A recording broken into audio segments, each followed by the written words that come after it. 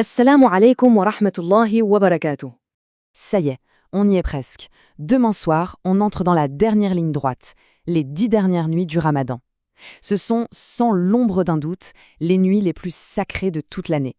On sent cette électricité dans l'air, ce mélange d'urgence et d'une opportunité absolument immense. C'est exactement ça en fait. Pensez-y. Chaque effort, chaque prière, chaque page du Coran lue jusqu'à présent, c'était l'échauffement, la préparation. On s'est mis en condition pour le vrai match, la finale du championnat. Et elle commence demain. Alors, comment aborder cette finale? Quelle est la stratégie? Eh bien, juste à ce moment crucial, Allah nous présente dans le Juz 19 la sourate Al-Furqan. Rien que son nom, c'est un guide. C'est notre feuille de route divine, le portrait robot du croyant qu'on aspire tous à devenir. Al-Furqan, le critère, le discernement. Dans un monde où tout est souvent flou, où les lignes sont brouillées, le Coran arrive et agit comme un projecteur surpuissant. Il trace une ligne claire dans le sable et nous dit avec une certitude absolue: voilà la vérité et voilà le mensonge, voilà le chemin. تبارك الذي نزل الفرقان على عبده ليكون للعالمين نذيرا. Béni soit celui qui a fait descendre le critère sur son serviteur, afin qu'il soit un avertisseur pour l'univers. Ce verset, c'est l'encre. Il établit que le Coran n'est pas juste un livre parmi d'autres. C'est le guide ultime, notre boussole pour ces nuits et pour le reste de nos vies. Et c'est au cœur de cette sourate qu'on trouve l'un des passages les plus extraordinaires du Coran. Un portrait détaillé des Ibadur Rahman, les vrais serviteurs du tout miséricordieux. Et attention, il ne s'agit pas de théologie complexe ici. Non, on parle de choses très concrètes, de caractère, de comportement, de qui ils sont au quotidien. Alors, comment sont-ils? Eh bien, Allah commence par quelque chose de fondamental, de visible à l'œil nu, leur simple présence sur terre, leur façon de marcher. Ils ne sont ni arrogants, ni bruyants. Ils marchent avec douceur.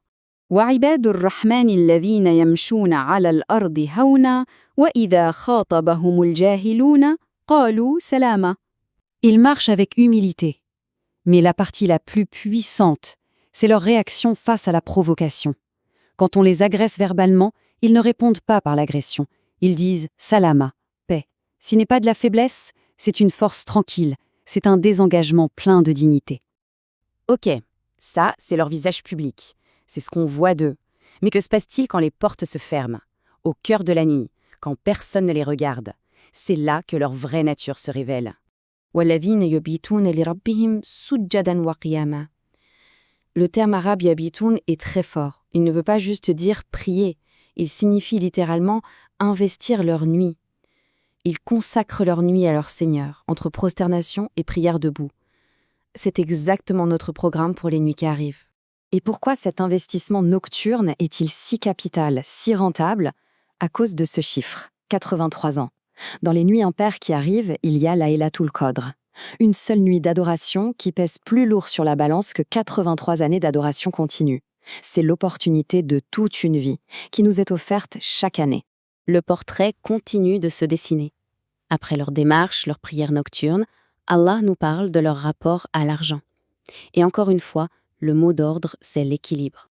وَالَّذِينَ إِذَا أَنفَقُوا لَمْ يُسْرِفُوا وَلَمْ يَقْتُرُوا وَكَانَ بَيْنَ ذَلِكَ قَوَامًا. Le mot-clé ici, c'est qawwama, un équilibre parfait, un juste milieu, ni gaspillage, ni avarice. Et en plein Ramadan, où chaque aumône, chaque sadaqa voit sa récompense multipliée, ce verset nous appelle à une générosité qui est à la fois sage et impactante. Et là, le récit prend un virage spectaculaire. Après nous avoir présenté ce portrait idéal, on pourrait se sentir un peu découragé, se dire « je suis si loin de tout ça ». C'est précisément à ce moment-là qu'Allah s'adresse à tous ceux qui ont fauté et leur offre un espoir qui dépasse l'entendement. Pour bien mesurer la grandeur de ce qui va suivre, le Coran mentionne d'abord 3 des plus grands péchés qu'un être humain peut commettre: le polythéisme, le meurtre et l'adultère. Des fautes gravissimes que les serviteurs du miséricordieux évitent. C'est la question à 1 million, la question que tout le monde se pose, au fond de son cœur. Et si on a déjà commis l'irréparable? Si on a franchi ces lignes rouges? Est-ce que la porte est fermée pour toujours? Écoutez bien la réponse, c'est l'une des plus belles promesses de tout le Coran. إِلَّا مَنْ تَابَ وَآمَنَ وَعَمِلَ عَمَلًا صَالِحًا فَأُولَٰئِكَ يُبَدِّلُ اللَّهُ سَيِّئَاتِهِمْ حَسَنَاتٍ. Relisons ça lentement. Allah ne nous dit pas seulement qu'il pardonne ou qu'il efface les péchés. Il dit qu'il va les remplacer, Il va les transformer en bonnes actions. C'est vertigineux.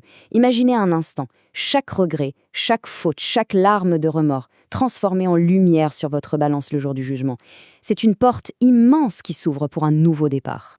Une fois cette porte du repentir grande ouverte, le portrait s'achève sur les aspirations les plus profondes de ces croyants, sur ce qu'ils demandent à Allah dans leurs prières et sur la récompense sublime qui les attend. والذين يقولون ربنا هب لنا من أزواجنا وذرياتنا قرة أعين وجعلنا للمتقين إماما.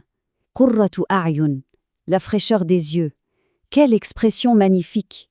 C'est ce sentiment de paix profonde, de joie sereine qu'on ressent en regardant sa famille sur le droit chemin. Et leur ambition ne s'arrête pas à eux-mêmes. Ils demandent à être des modèles, des leaders pour les gens pieux. Et la récompense ultime pour tout ça? Ulaïka yujzauna al-ghurfata bima sabaru. Al-ghurfa, les appartements les plus élevés du paradis.